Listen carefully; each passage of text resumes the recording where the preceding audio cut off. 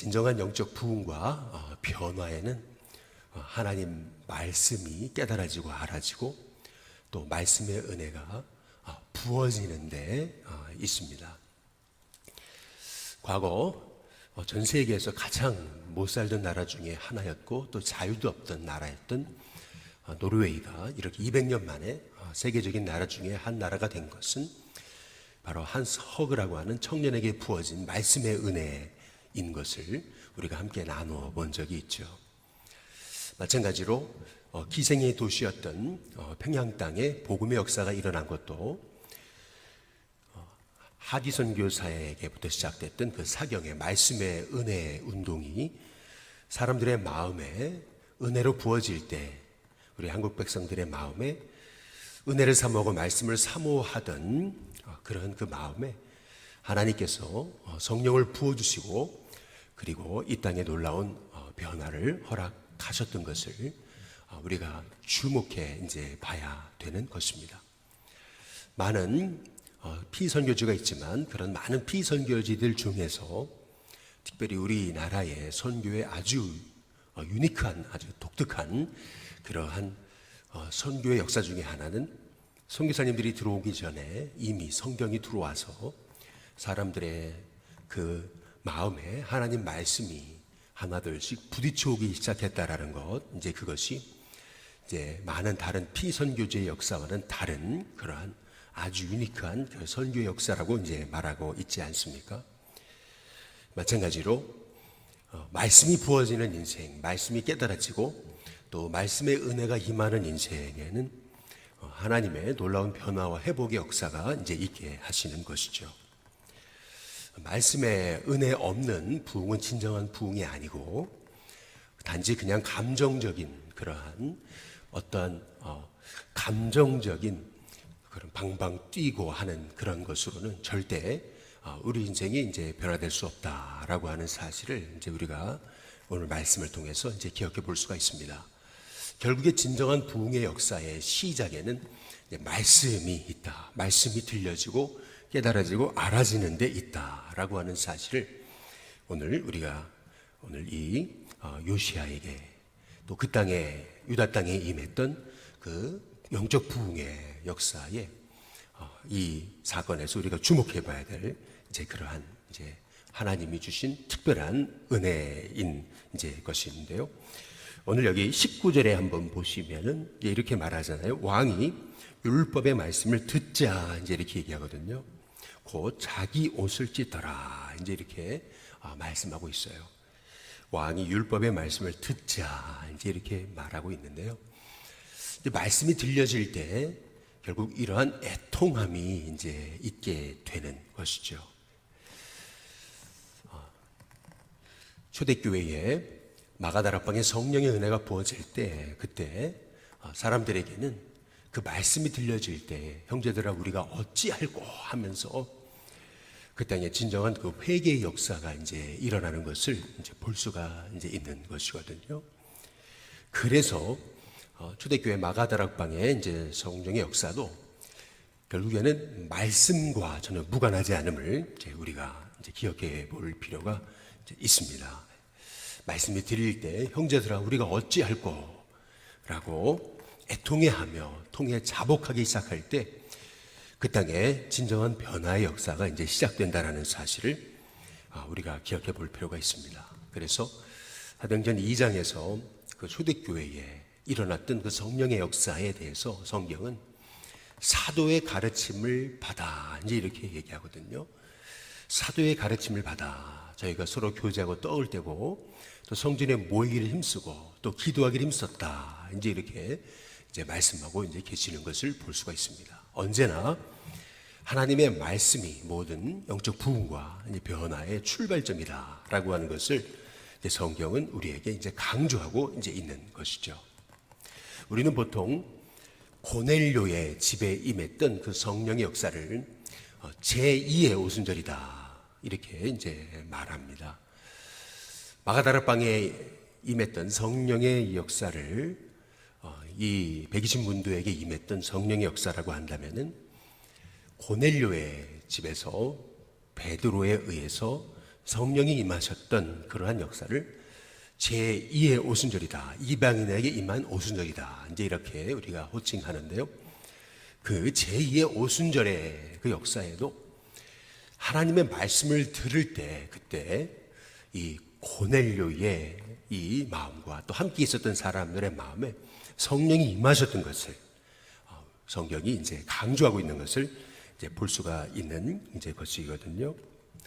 따라서 우리 일신교회와 또 우리 한국당과 또 우리 이 땅의 한국교회 또 우리 자녀 세대 또 다음 세대를 위해서 우리가 많은 프로그램도 해야 되겠고 또 많은 일도 해야 되겠지만 뭐니 해도 이 땅에 하나님의 말씀의 은혜가 부어지기 위해서 우리가 기도하면서 먼저 우리가 하나님 말씀 앞에 붙잡히는 은혜가 있게 해달라고 우리가 기도하는 하나님의 종들이 이제 돼야 될 줄로 믿습니다. 오늘 여기 27절에 이제 보시면은 이제 이렇게 요시야가 이 말씀을 듣자 요시야가 했던 반응에 대해서 이렇게 말하는 것을 볼 수 있거든요.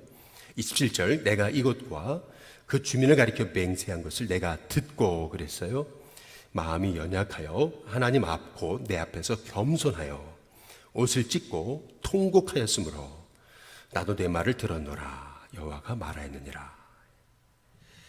여선지자 훌다를 통해서 하나님은 이 요시야가 말씀에 어떻게 반응했는지를 이제 아주 명확한 핵심 그것을 이제 말하고 있는 것을 이제 볼 수가 이제 있는 것이거든요.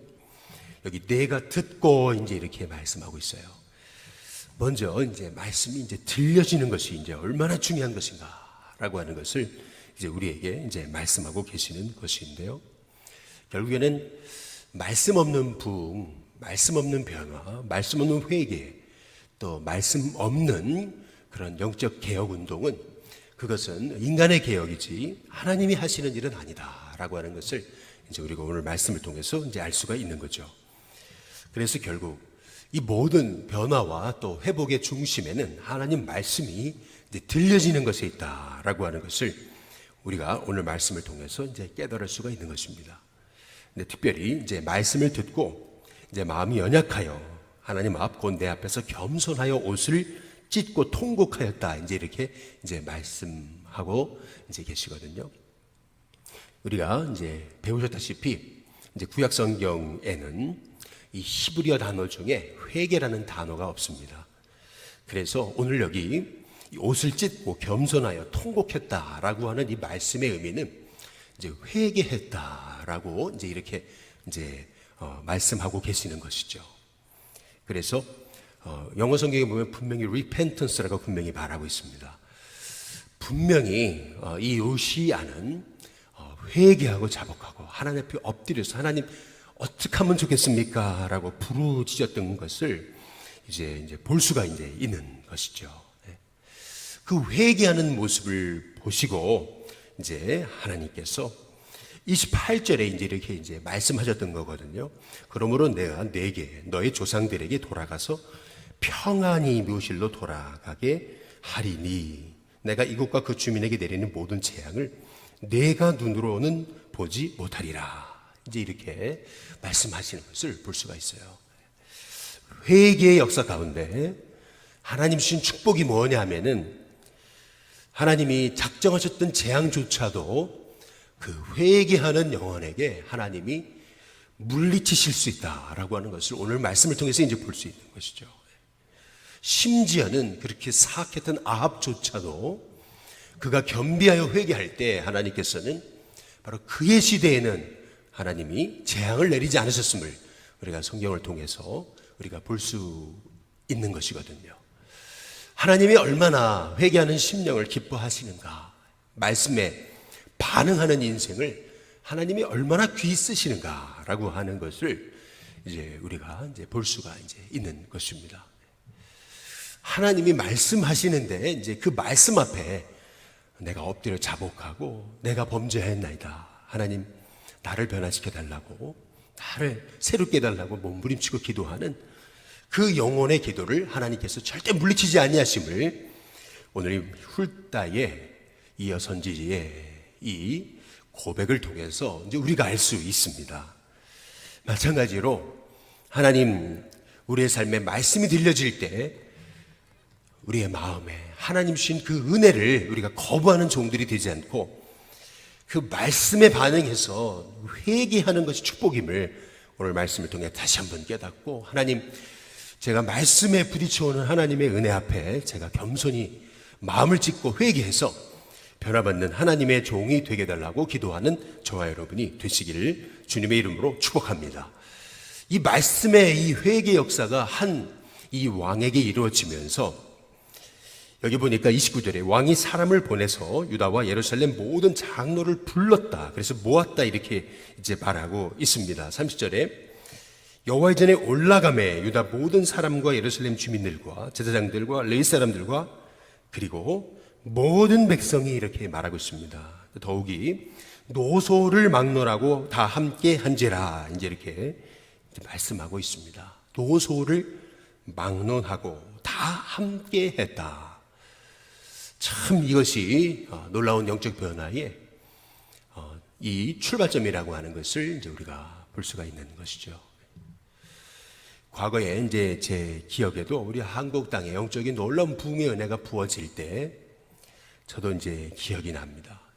뭐 말씀을 압니까? 뭐 은혜가 뭔지 압니까? 아무것도 모르죠. 그러나 그 어릴 적 어머니 손에 이끌려가지고 여의도 광장 한복판에 가가지고 그 신문지 깔아놓고 거기에 무릎 꿇고 기도하고 말씀 듣던 이제 그런 것이 이제 제 기억에도 이제 생생한 것이거든요. 부모님이 그렇게 하시니까, 어머니가 그렇게 하시니까 그냥 쫓아가서 따라가서 그냥 같이 이제 기도하고 엎드려서 이제 부르짖는 인생이 됐던 것, 그것이 오늘 여기 이제 성경에서 말씀하시는 그런 말씀에 이제 아주 중요한 우리에게 주시는 하나님의 이제 그 은혜요, 또 우리가 붙잡아야 될 영적 키포인트라고 하는 것을 이제 볼 수가 이제 있습니다. 왕이 여호와의 전에서 발견한 언약책의 모든 말씀을 읽어 무리의 귀에 들려줬다. 이제 이렇게 이제 말씀하고 있거든요.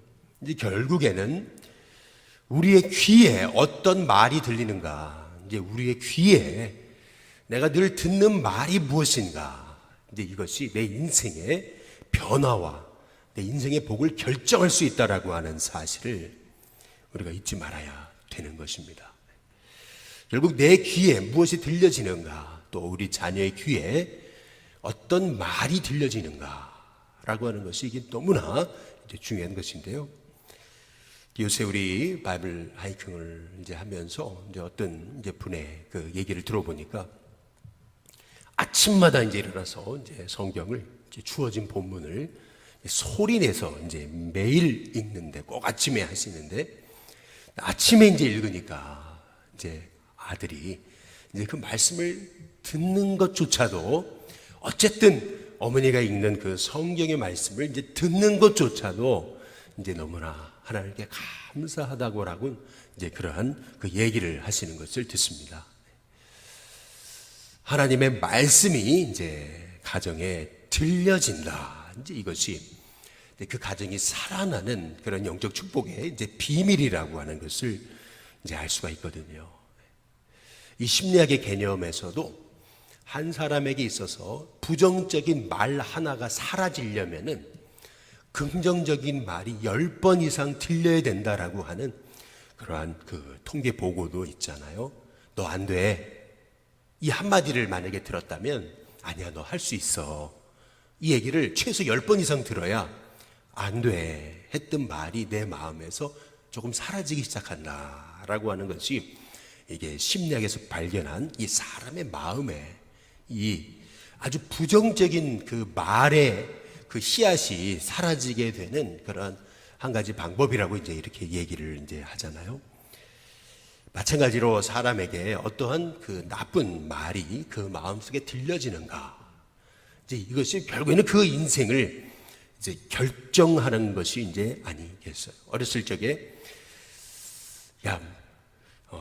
잘 살지도 못하는 녀석이 너는 공부도 안 하냐, 그래서 네가 커가지고 네가 살기는 살겠냐 이러면서 이 뭐 할 녀석, 이렇게 이제 선생님이 그 아이가 가난하게 사는 것도 마음이 아픈데 네가 그렇게 해서 살겠냐 하면서 아주 도끼가 서려 있는 그러한 그 욕을 들었었던 한 아이가요, 나중에 장성해서 결국에는 사람을 죽이는, 인육을 먹는 이제 그러한 그 지존파 중에 한 사람이 됐다라는 얘기는 이제 여러분이 잘 아시는 얘기가 이제 아니겠습니까? 선생님이 무심코 던졌던 그 한마디의 말이 한 인생의 평생을 지배하게 됐던 것은, 이것은 우리의 인생을 통해서 우리가 잘 알고 있는 그런 이제 말의 영향력인 것이죠. 마찬가지로 이 땅의 영혼들이 얼마나 이제 부정적인 말들을 많이 이제 듣고 있느냐라고 하는 것입니다. TV만 틀고 그러면 무조건 이제 긍정적인 말보다는 부정적인 말만 들리는 이 시대에 사람들의 입만 열었다 하면은 그러면 소망의 얘기보다는 절망의 얘기만 가득한 이런 시대 속에서 우리의 귀에 하나님 말씀이 들려진다라고 하는 것은, 이것은 우리 인생의 최대, 소위 이제 세상 사람들의 말에 의하면은 이게 어찌 보면 영적으로는 로또 맞는 그러한 이 놀라운 그 하나님의 축복의 길이다라고 하는 것을 이제 우리가 깨달아 알아야 된다라고 하는 것입니다. 다른 어떤 우리가 복권을 사서 복권에 당첨되는 것이 내 인생의 큰 행운이라기보다는 하나님의 말씀을 전혀 몰랐던 그 영혼에게 말씀이 들려지는 것이 그 인생에 얼마나 큰 변화의 축복의 길인가라고 하는 것을 이제 생각해 보게 될 때, 오늘 여기 이렇게 이 요시야를 통해서 온 백성들이 예루살렘에 모여서 말씀을 듣게 됐다. 이제 이것은 하나님이 그 유다 땅에 얼마나 하나님의 은혜를 부어주셨는가라고 하는 것을 이제 우리가 이제 볼 수가 이제 있는 것입니다.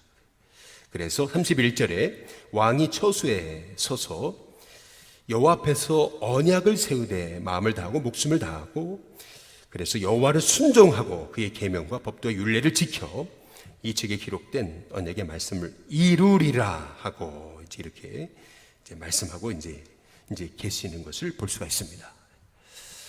말씀이 들려지니까 이제 그 말씀대로 살겠습니다, 살리라, 이제 이렇게 고백하고 있는 이 고백과 이 결단으로 인해서 그 땅이 변화되는 역사가 일어나는 것을 이제 볼 수가 있는 것이죠.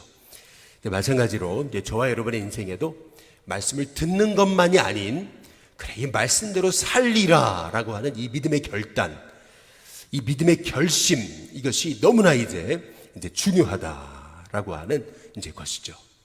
존 워너메이커의 그 얘기처럼 내가 10대 때 내 인생의 가장 최고의, 인생의 가장 가치 있는 투자 하나를 한 것이 있다면 그것은 바로 내가 10살 때 $2 75센트 주고 내가 성경을 산 거, 이 가죽 성경을 산 게 내 인생의 가장 최고의 투자였음을 이제 그가 이제 80세 생일 잔치에서 이제 고백했던 그 얘기처럼, 마찬가지로 우리의 삶에 이 말씀대로 살겠습니다 라고 하는 인생의 결단 말이죠. 이 말씀대로 내가 내 인생 한번 방향 맞춰 내 인생을 거기에 맞춰보겠습니다 라고 하는 이 고백의 결단이 일어날 때 그 한 사람을 통해서 바로 그 땅에 놀라운 영적 변화가 시작된다는 사실을 우리가 확신한다면은 저와 여러분의 삶에 다시금 이 말씀의 은혜가 부어져서 이 말씀대로 살아낼 수 있는 그런 믿음의 결단이 저와 여러분 가운데 있고, 또 저와 여러분을 통해서 여러분이 섬기는 자리, 부서, 영혼들마다 말씀으로 인해 변화받는 은혜가 있는 그런 축복의 은혜가 있게 되시기를 주님의 이름으로 축복합니다.